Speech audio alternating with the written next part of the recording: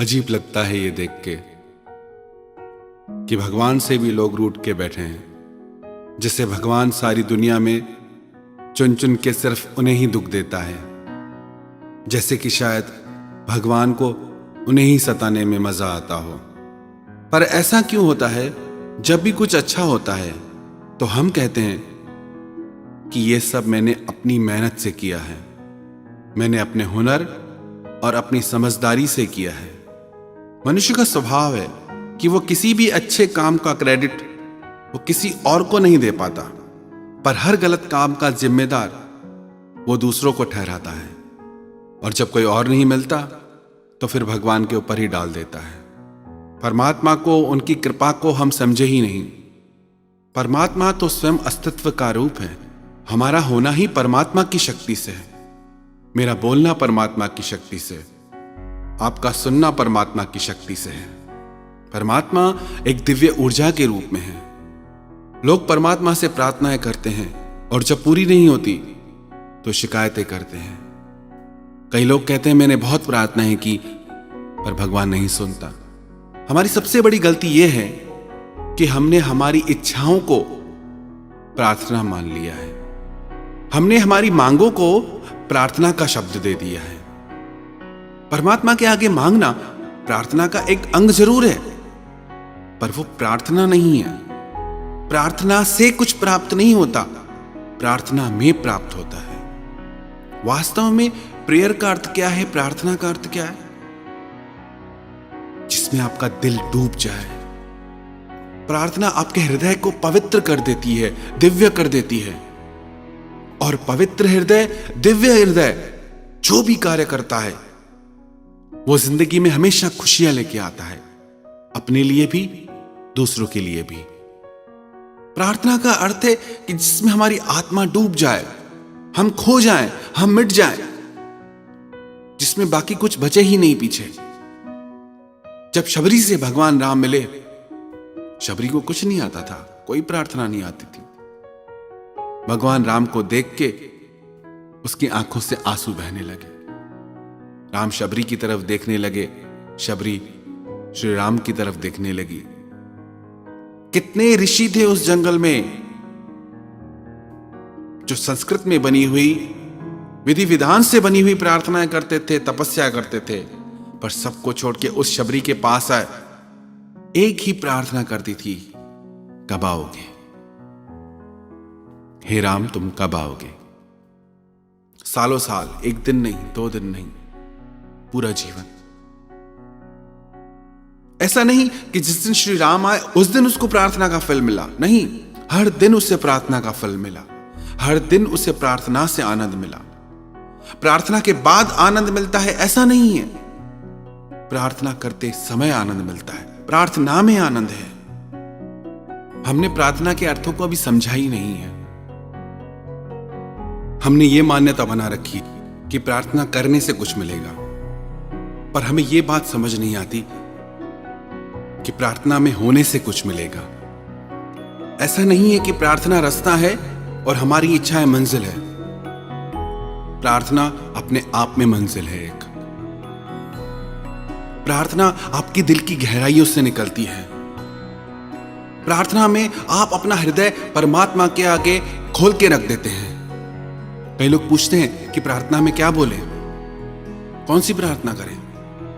कौन सिखा सकता है आपको? आपके हृदय की बात आपको कोई और कैसे सिखा सकता है? इसलिए फिर लोग कहते हैं कि हम रोज प्रार्थना करते हैं, भगवान सुनता नहीं। शायद तुम्हें पता ही नहीं कि प्रार्थना कहते किसे हैं। हमारी हालत ऐसी है कि एक व्यक्ति रोज रेस्टोरेंट में जाता है, कि रोज पूरा मेन्यू कार्ड पढ़ता है, और फिर भी उसे शिकायत है कि मेरी भूख नहीं जाती, मेरा पेट नहीं भरता।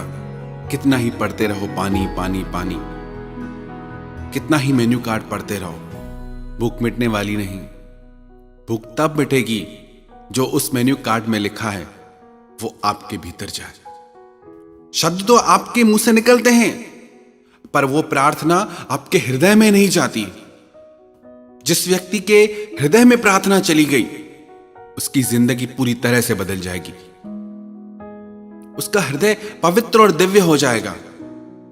जिसका हृदय पवित्र और दिव्य है वो जो कार्य करेगा वो पवित्र और दिव्य होगा। वो जो कार्य करेगा वो पूरी सृष्टि में खुशियां लेके आएगा। और बहुत आसान है कह देना कि भगवान हमें दुख देता है, क्योंकि सब कुछ वही तो करता है, उसी की ही शक्ति से तो चल रहा है सब। पता नहीं क्यों हमें बातें समझ ही नहीं आती। परमात्मा एक दिव्य ऊर्जा के रूप में है, पर हर कार्य के पीछे परमात्मा जिम्मेदार नहीं। जैसे आपके पास चलने के लिए पैर हैं, उन पैरों से आप मंदिर जाएं, चर्च जाएं या शराब घर जाएं, वो मर्जी आपकी है, वो चुनाव आपका है। हाँ, ये सही है, हर कार्य होता ईश्वर की शक्ति से है, पर प्रत्येक व्यक्ति कर्म करने के लिए स्वतंत्र है। जैसे आपके घर में अग्नि की सुविधा गैस के रूप में है, अब उससे आप खाना बनाओ, आपकी मर्जी, या उससे अपना घर जला दो, वो भी आपकी मर्जी। हालांकि घर भी अग्नि ने जलाया, खाना भी अग्नि ने बनाया, पर चुनाव हमारा था कि अग्नि की शक्ति क्या करे। बिना अग्नि की शक्ति के न खाना बनेगा न घर जलेगा।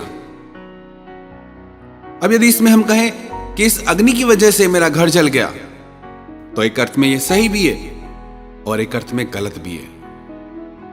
याद रखना, परिस्थिति चाहे कैसी भी हो,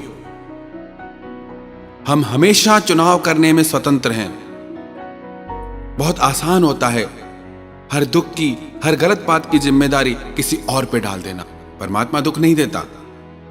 हमें तो शायद ये ठीक से पता भी नहीं कि परमात्मा है कौन, तभी कुछ भी बोलते हैं। लगता है कि शायद कोई ऐसे ही बैठा है ऊपर, सब चला रहा है। परमात्मा अस्तित्व का नाम है। आप भी परमात्मा की वजह से हैं। क्या आपको याद है दुनिया में आप कब आए, कैसे आए? जो कुछ भी आपको मिला है जिंदगी में, जो भी आपके अपने हैं, आपने मांगे? किससे मांगे? हम रोते हैं कोई चला गया हमारी जिंदगी से, पर जो हमारी जिंदगी में है वो कहां से आए? आप लेके आए साथ उन्हें? वो कुदरत की शक्ति है, परमात्मा की शक्ति है। परमात्मा को प्रकृति के रूप में जाने, कुदरत के रूप में जाने, शक्ति के रूप में जाने, अस्तित्व के रूप में जाने। नाम अलग अलग है, वही परमात्मा अपनी ही शक्ति से कभी सगुण रूप में भी प्रकट हो जाते हैं, जिन्हें हम भगवान कहते हैं। हर किसी की मान्यताएं अलग हैं, पर हमारा सृजन परमात्मा की शक्ति से होता है। हमारे प्राण परमात्मा की शक्ति से टिके हैं, तो हम परमात्मा के ही अंश हैं। यदि हम परमात्मा को दोष देते हैं तो एक अर्थ में हम स्वयं को ही दोष देते हैं। भगवान हमारे माता पिता हैं। दुनिया का कोई भी माता पिता अपने बच्चे के भाग्य में कभी कोई दुख नहीं लिखेगा, कभी नहीं चाहेगा कि उसकी जिंदगी में जरा सी भी तकलीफ आए। अच्छे से अच्छा लिखेगा कि हमारी संतान हमेशा खुश रहे, हर सुख उसको मिले, हर खुशी उसको मिले। ये तो साधारण मनुष्य की बात हो गई। और जो परमात्मा करुणा का सागर है, दया का सागर है, प्रेम का सागर है, वो कैसे आपकी जिंदगी में दुख लिख सकता है? इतनी बड़ी सृष्टि में, इतने बड़े ब्रह्मांड में उसे सिर्फ आप दिखते हैं दुखी करने के लिए। कैसी कैसी हम धारणाएं बना के बैठे हैं। सच्चाई तो यह है कि हमने आज तक एक बार भी ठीक से प्रार्थना नहीं की। इच्छाओं को मांगना, चीजें मांगना प्रार्थना नहीं होती कि तुम भगवान मेरे लिए ये कर दो तो मैं तुम्हारे लिए ये कर दूंगा। आप प्रार्थना करने आए हैं या व्यापार करने? प्रार्थना तो एक भाव है जिसमें पुकारने वाला डूब जाता है।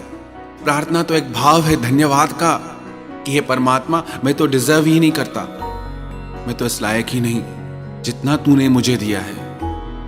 कुछ भी तो नहीं है मेरे हाथ में, पर सब कुछ तूने दिया है। अगर प्रार्थना को हम सही मायने में समझ गए तो पूरी दुनिया में एक इंसान ऐसा नहीं बचेगा जो ये कह सके कि मेरी प्रार्थनाएं भगवान नहीं सुनता। पहले प्रार्थना को समझो तो सही, प्रार्थना करो तो सही। फिर कहता हूं, अपनी मांगों को, अपनी इच्छाओं को प्रार्थना मत समझिए। शब्दों में लिखी चीजों को प्रार्थना मत समझिए। जो भाव आपकी हृदय की गहराइयों से निकले, जो भाव आपको परमात्मा से जोड़ दे, जो भाव आपके हृदय के घाव को सिल दे, जिस भाव में आप अपनी हर तकलीफ भूल जाएं, डूब जाएं, वही असली प्रार्थना है।